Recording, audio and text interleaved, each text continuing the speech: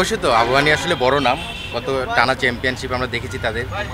এবার একটু প্রেক্ষাপট চেঞ্জ হয়েছে, কিছু চেঞ্জেস এসেছে, বাট আমার কাছে মনে হয় যে সোফার এখন পর্যন্ত যেভাবে দলটা গুছাতে পেরেছি আলহামদুলিল্লাহ, আমি মনে করি যে চ্যাম্পিয়নশিপ তো আসলে বলে হয় না, এটা সময়ের সঙ্গে সঙ্গে জানা যায়।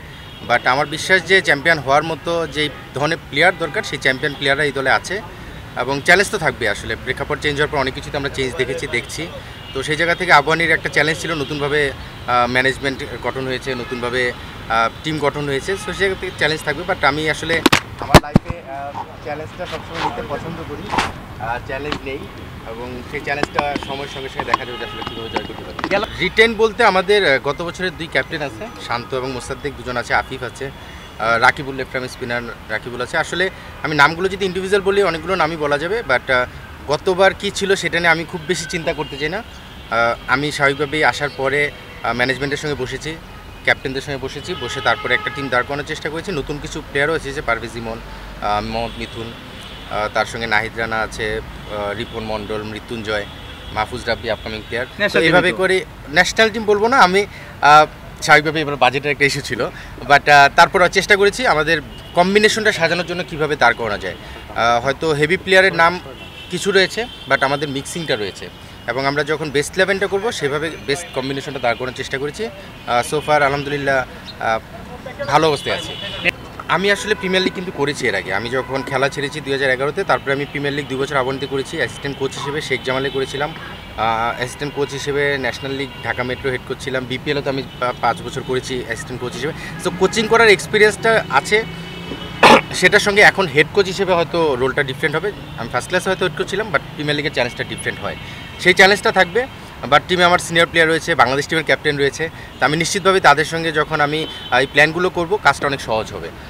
বাট আমি অগ্রিম আসলে এখনই কিছু বলতে পারছি না, বাট টিম কম্বিনেশন আমার কাছে মনে হয় আমার ক্যাপ্টেন থাকাতে, মোসাদ্দেকও আবহানীর ক্যাপ্টেন্সি করে, সো 2 ক্যাপ্টেন থাকাতে আমার মনে হয় যে সেই জায়গাটায় আমার কাজটা অনেক সহজ হবে। আর এবার বিপিএলের রানার্স আপ টিমের ক্যাপ্টেন মিথুনও আছে, সো নিশ্চিতভাবে আমাদের ওই জায়গাটায় তাদের ক্যাপ্টেনদের ফিডব্যাক পেলে আমার কোচিং করার কাজটা অনেক সহজ হবে। ওয়ার্ল্ড ওয়াইড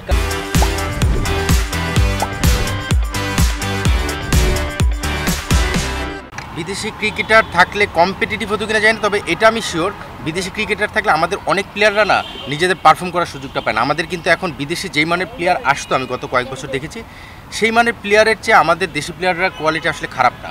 এবং এবার কিন্তু আপনারা দেখবেন আমাদের ম্যাক্সিমাম ন্যাশনাল টিমের প্লেয়াররা কিন্তু অ্যাভেলেবেল থাকবে পুরো লিগ জুড়ে ম্যাক্সিমাম সময়টুকু।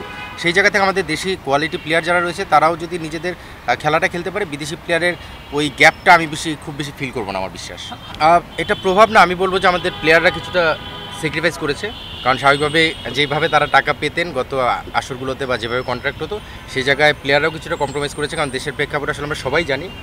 সেখান থেকে আর্থিক ব্যাপারটা এবার বিপিএলও আমরা দেখেছি সিনিয়র প্লেয়াররা প্রেসিডেন্টের সঙ্গে ফারুকের সঙ্গে মিলে একটা প্ল্যান করেছিল, ঠিক একইভাবে প্রিমিয়ার লিগেও ক্লাবগুলো এবং প্লেয়াররা সবাই যার থেকে একটা সমঝোতার মাধ্যমে কিন্তু আন্ডারস্ট্যান্ডিংয়ের মাধ্যমেই টিমগুলো গঠন হচ্ছে। সেখানে আমি আসলে সবাইকে ধন্যবাদ দেবো যে আসলে প্লেয়ার পাশাপাশি ক্লাবগুলো যে এই অবস্থায় কিন্তু অনেক ক্লাব ব্যাকফুটে চলে যাওয়া আবার ফিরে এসেছে তাদের জায়গা থেকে বেস্ট টিম করার জন্য। সো কিছুটা তো আর্থিক সমস্যা ছিল, বাট সবার সহযোগিতায় সেটা সুন্দরভাবে কাভার করা গেছে।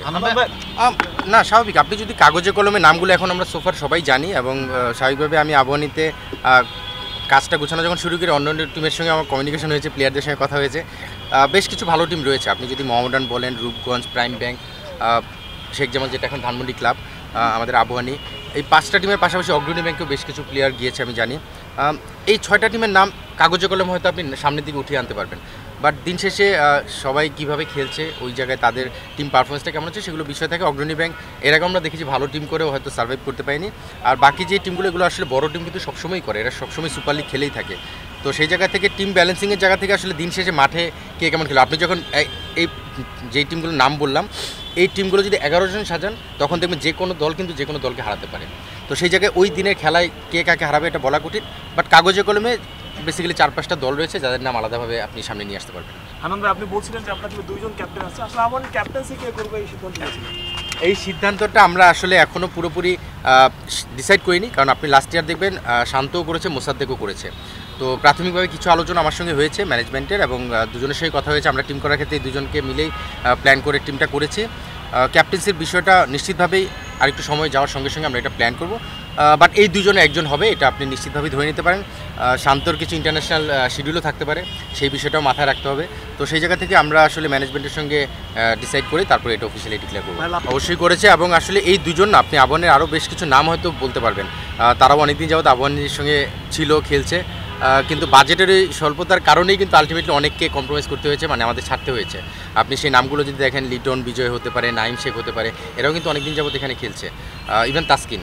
সো সেখান থেকে বাজেটের যখন একটা কাটাছেড়ার বিষয় আসছে, তখন দেখা গেছে যে আসলে কে কার সঙ্গে কীভাবে অ্যাডজাস্ট করবে। তো সেখানে শান্ত মোসাদ্দেক কম্প্রোমাইজ করেছে, বাকিরাও কম্প্রোমাইজের জায়গা থেকে সরে আসার চেষ্টা করেছে, কিন্তু টিম কম্বিনেশন সাজাতে যে ওই বাজেটে কিছুটা অ্যাডজাস্ট করতে হয়েছে। বাট আমি সেটাই বলছিলাম যে আসলে অনেকে আমাদের প্লেয়ারদেরকেও থ্যাঙ্কস দিতে হবে, তারা সেখানে সেই লয়ালিটি বা আপনি যদি বলেন তাদের যেই মানে টিমের প্রতি একটা ফিলিংস বা ভালোবাসা, সেই জায়গাটা এখানে শো করেছেন। Thank you.